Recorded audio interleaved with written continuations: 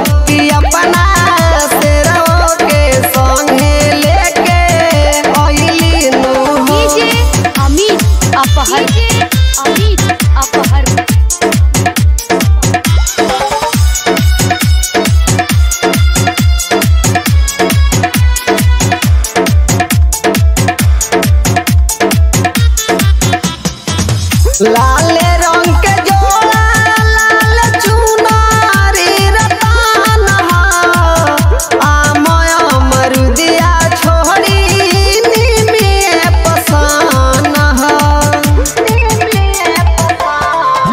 लाल रंग के जोड़ा लाल चुनारी रतन आमय अमरुदिया छोड़ी निमिये पसान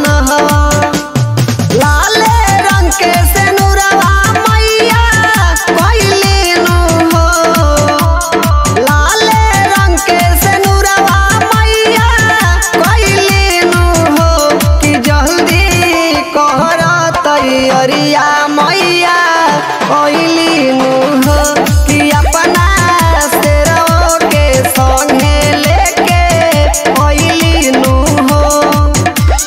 डीजे अमित अपहर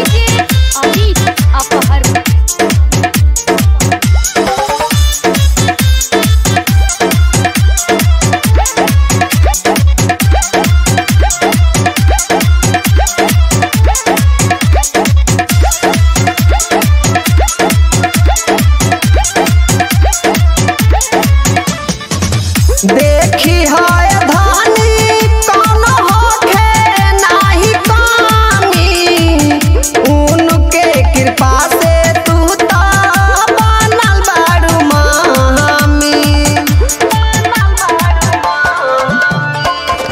देखी है धानी कौन होखे नाही कामी उनके कृपा से तू तो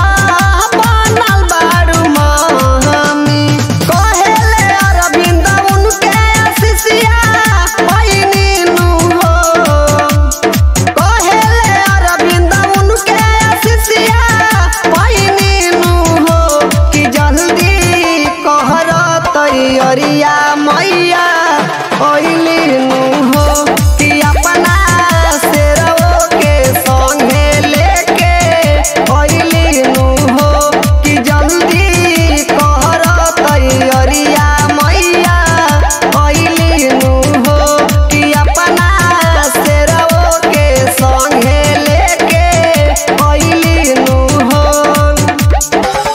लाल